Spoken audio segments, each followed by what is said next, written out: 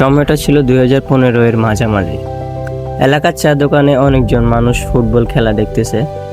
খেলাটা ছিল 2015-এর Copa America, Brazil বনাম পেরু। আমি তখন 9 বছরের দুরন্ত ছেলে।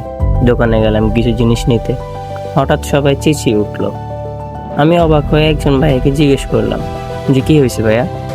উনি বলল ব্রাজিল গোল দিছে।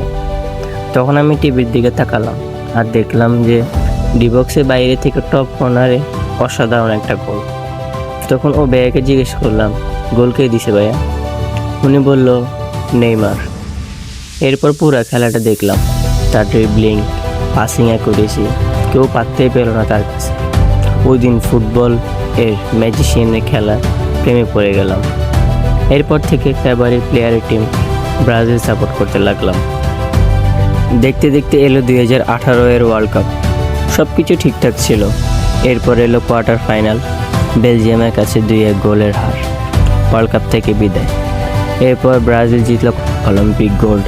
সব কিছু যেন গুছিয়ে এসেছিল। এবার মনে হলো নেইমারের হাতে কোপা আর বিশ্বকাপ উঠবে। এসে পড়লো 21-এর কোপা আমেরিকা। ব্রাজিল টুর্নামেন্টের ফেভারিট হিসেবে ফাইনালে উঠল। ওই দিন নেইমার যে খেলাটা দেখালো, মনে হলো নেইমার সেরার মুকুটটা পেয়ে যাবে, কিন্তু সেটা আর হয়ে উঠল না। সেদিন আবার প্রমাণ হলো যে একজন মানুষ কখনো পুরো একটা টিমকে টানতে পারে না। সেদিন আর্জেন্টিনার প্রত্যেকটা প্লেয়ার স্বীকার করেছিল যে তাদের সবচেয়ে কঠিন প্রতিপক্ষ ছিল নেইমার।